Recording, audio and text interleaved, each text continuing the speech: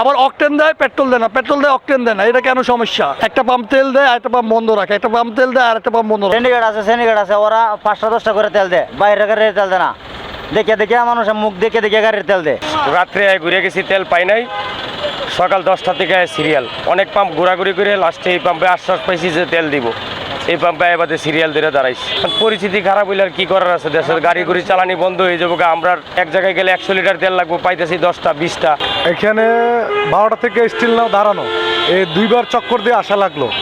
এখন শুনলাম যে তেলের শোষণার টাকা আরও বন্ধ হয়ে গেছে। যদি ওটা বন্ধ হয়ে যায় সামনে কিন্তু আরও ক্রাইসিস হবে। প্রত্যেকটা ফুয়েল পাম্প মানে পাম্পে পর্যাপ্ত পরিমাণে কিছু কিছু ফুয়েল দেওয়ার জন্য, যেমন 200 টাকা 300 টাকা করে যদি দেয় তাহলে কিন্তু এই ক্রাইসিসটা হয়ে যায়। যেমন যারা অফিসে চাকরি করে একটা দিন পুরাটা চলে যায়।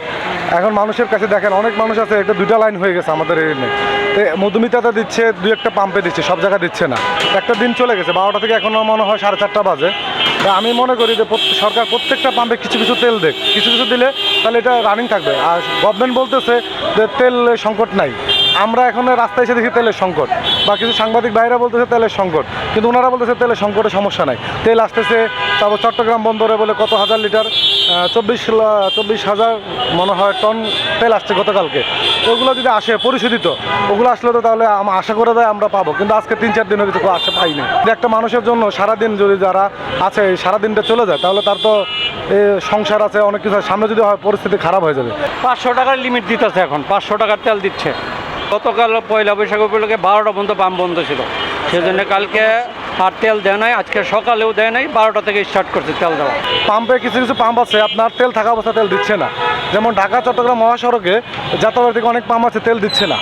তারা বলতেছে কি জানেন, যে রাত্রে আসেন পরে আসেন, 100 টাকার বিনিময়ে 500 টাকার বিনিময়ে তারা ফুল ট্যাঙ্কি করে দিচ্ছে গাড়িরে, প্রাইভেট কার, তারপরে বাইক। এখন যদি এটা হয়, এটা তো ঠিক না। এটা তো সিন্ডিকেটের মাধ্যমে চলতে গেছে। সরকার এটা করতে হবে, যদি সিন্ডিকেট ভাঙতে হয় তাহলে তেলের দাম কমাই দিতে হবে, আর না হলে প্রত্যেকটা পাম্পে তেল দিতে হবে। তাহলে হয়তো বা আমাদের কিছুটা লাঘব হবে। আর না হলে এইভাবে যদি ডে বাই ডে সরকার বলতেছে তেল আছে, আমরা পাচ্ছি না, কিন্তু সাধারণ মানুষের থেকে সরকারকে জিজ্ঞেস করতেছে না, জিজ্ঞেস করা তো দরকার। আশা করি তারা দ্রুত পদক্ষেপ নিলে আমরা একটু লাঘব পাবো। মানে প্রত্যেকটা পাম্পে প্রত্যেকটা পাম্পে অটো রাইডারদের জন্য আমার কাছে মনে হয় যে আলাদা একটা লাইন করে দেওয়া উচিত। দিনের ইনকাম নাইলে বন্ধ হয়ে যায়। এই যে সিরিয়াল যে ভোগান্তি আমাদের তেলের জন্য, এই যে বিশ্ব যুদ্ধের কারণে প্রত্যেকটা পাম্পে যদি অ্যাভেলেবেল তেল দিত, তাহলে আমাদের এই কষ্টটা হইতো না। প্রতিটা পাম্পে তেল দিলে এই সমস্যাটা হয় না। আমার এলাকায় যে কটা পাম্প আছে, যাত্রাবাড়ির থেকে শুরু করে 4-5টা পাম্প আছে, ওইখানেও যদি দেয়, আমার তো এইখানে আসা জমাট বাঁধার কোনো প্রয়োজন নাই। প্রতিটা পাম্পের নির্দিষ্ট একটা টাইম বলে দিলেও হয় যে আমরা এই সময় দিব, তাহলে সবাই ভাগ হয়ে যে গেল, তাহলে এই জটিলতাটা সৃষ্টি হয় না।